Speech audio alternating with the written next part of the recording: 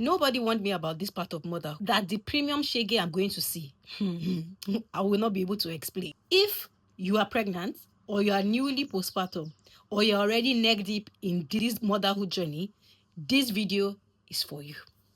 Before I became a mom, I thought I was prepared. Honestly, I thought I had years of experience from raising my nieces and nephew when they come for holiday. I thought I was a pro mom already. I could bait a baby. I could do all those things. I read a lot of books. I watched a lot of movies.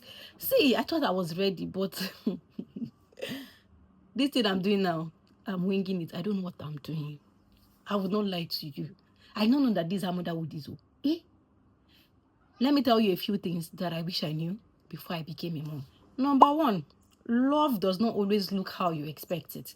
I thought, oh, the love for my children will be instant. Like, oh, the moment I set my eyes on you, I'm going to fall in love with you.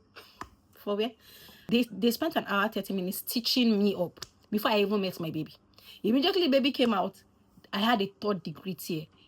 Where is the instant love? I was in so much pain. I didn't see my baby till after like 2 hours. In short, it was chaos the first few hours of it. I was in pain. That first few weeks, if there was something as being distant or being detached from a baby, I was in that space because I was in so much pain.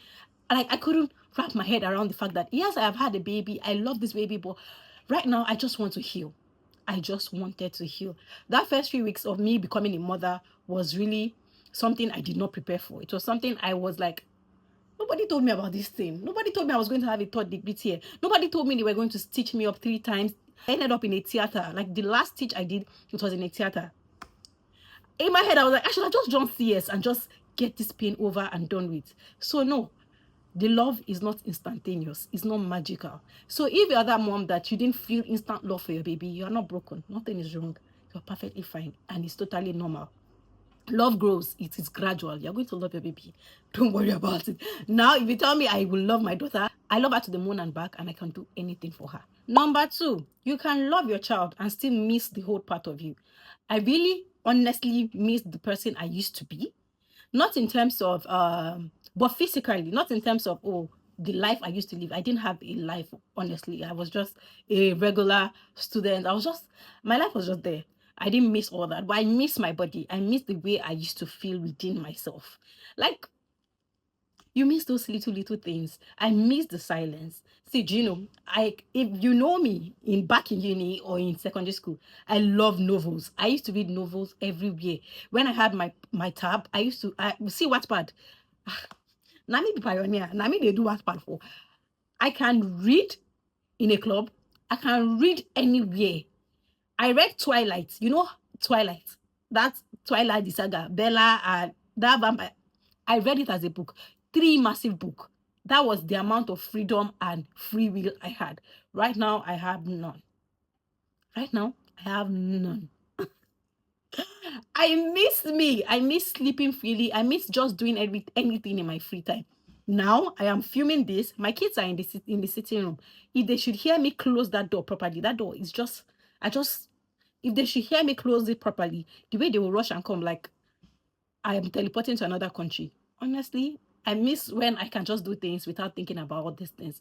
And next week when school resumes, I can't believe I'll still have a baby in my nest. I can't wait for September when all 3 babies will be gone. Fingers crossed I don't get pregnant. You should pray for me. Motherhood can feel lonely even when you're never alone. You are constantly wanted. You are constantly needed. Somebody wants this. Somebody wants to wash their bum bum. Somebody wants to eat. Somebody wants to wipe their nose. You are constantly needed. But that does not stop you from feeling lonely. That does not mean... See, my world has become smaller. Adult conversations has now reduced because who am I talking to apart from my husband or my sister? And when my sister goes to school, sometimes I go through the day without talking to anybody. I'm not capping. No calls. Once my husband goes to work, I don't like disturbing him, and he also doesn't like disturbing me because sometimes I might be working and everything. I'm always chatting on my phone, but you see, talking. Who am I talking to? Is it a class I'm going to be talking to? Yes, I have conversations with my children like they're grown-ups, but sometimes I beg. I'm tired. I just need rest. I need rest. There are a lot of things that just goes on when you have kids. You'll be decision fatigue. You'll be mentally tired. You'll be emotionally tired. See, everything will just be happening to you. You'll just be like, can you shame me by God?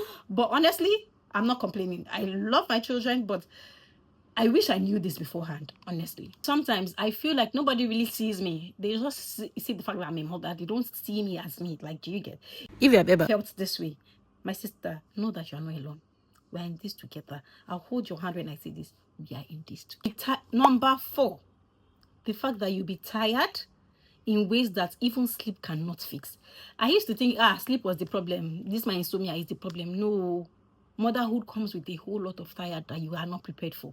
Mental tired, emotional tired, decision tired. See, this decision tired is the problem, is the root problem of everything.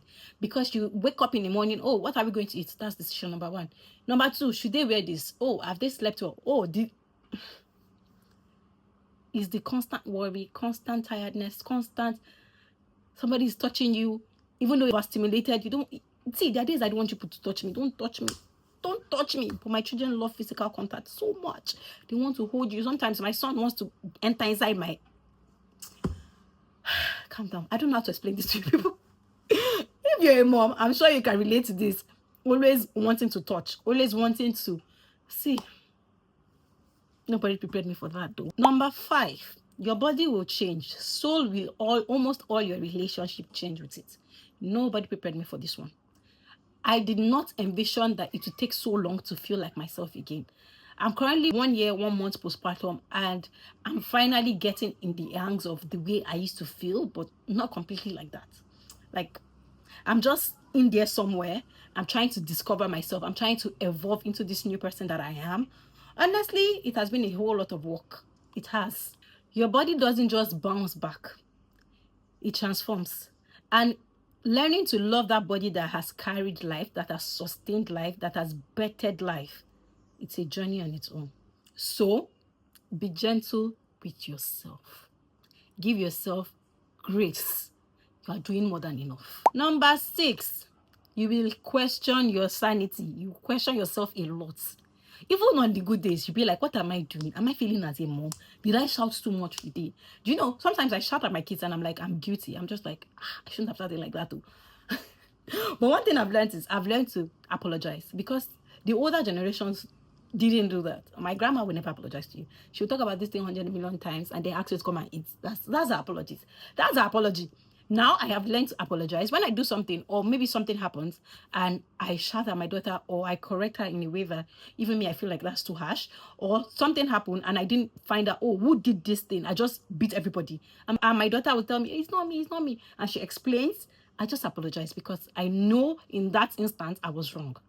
So sometimes I question myself, I did too much. If I'm not the only person that does this, please let me know in the comment section. What do you do in that situation where you have wrongly accused or wrongly punished a child? What do you do? Number 7, I wish I knew I didn't have to do motherhood alone. I wish I knew earlier that asking for help is not because I'm lazy or because I'm just a bad mom. Now I know that asking for help is the biggest lifesaver. Once I say, oh, come and help me do this thing, that's it. I'm going to at least rest from the worry of that said activity. I'm glad I have realized that rest is not laziness, and delegating is my superpower. Motherhood was never meant to be done alone.